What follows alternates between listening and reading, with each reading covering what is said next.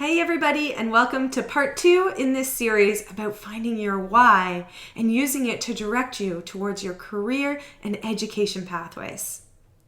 So just a quick recap. Your why is connected to your sense of purpose, fulfillment, and motivation. You see, when people are trying to figure out their career direction, they often feel overwhelmed when choosing the path that they want to go down. And a lot of this overwhelm comes from the fear of choosing the wrong path. Students and people changing careers alike have so many what ifs that prevent them from knowing the direction they want to go in. It sounds like, what if I make the wrong choice? What if I fail? What if I'm not happy in my choice? And all of these fears are preventing people from knowing the path that they want to take and from moving forward. However, when they know their why, when they know the purpose behind their future work, when they know where that deep sense of fulfillment and motivation comes from, their path and direction becomes so much more clear. Well, that brings us to the question of how does one actually find their why? How do you know what your why is?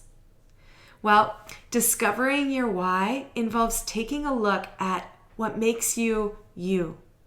It involves taking a look at the events and experiences that have shaped you and made you into the unique human being that you are. So consider this. You are the only one you that we have in the entire world. There are over 7.7 billion people on Earth at the moment.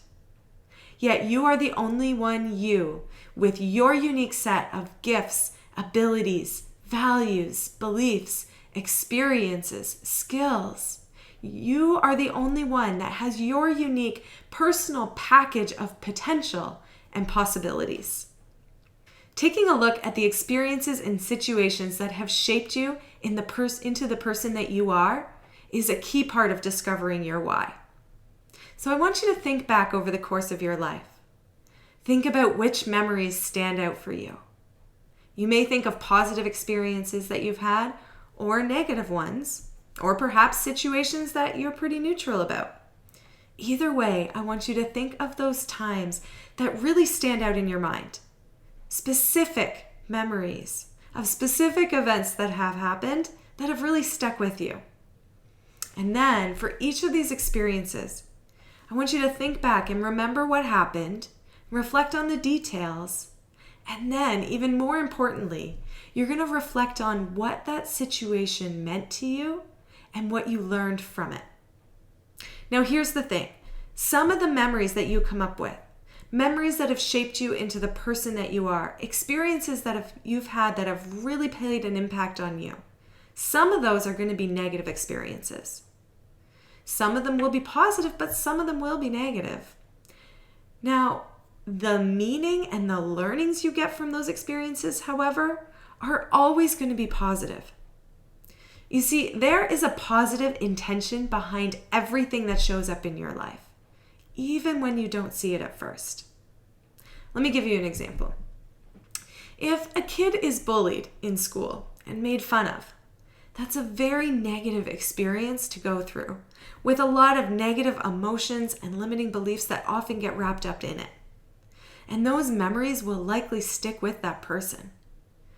And yet, despite how negative of an experience and a memory that is, there are also positive things to gain from it.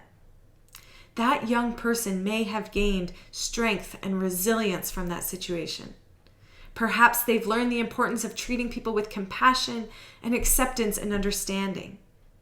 Or maybe that person will want to take that experience into their future career and work with other people who've been victims of bullying or other forms of mistreatment. There's many potential positive learnings and meaning that they could gather from that negative experience.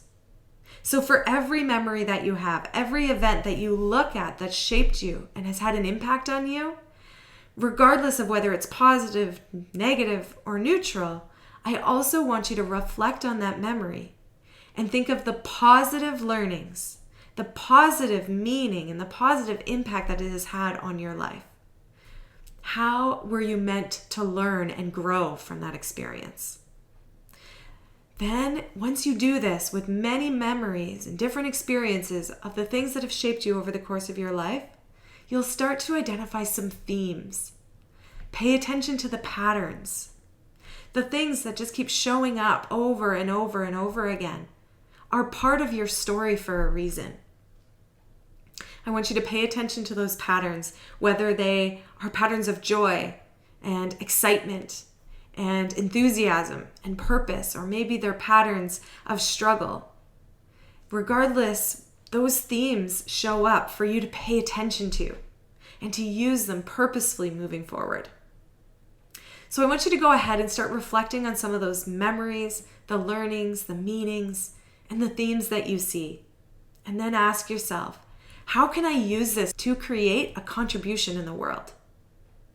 You can get access to my free document that navigates people through reflecting on their why and using it to connect with a greater sense of purpose, fulfillment, and motivation. Just click the link right where you're watching this video.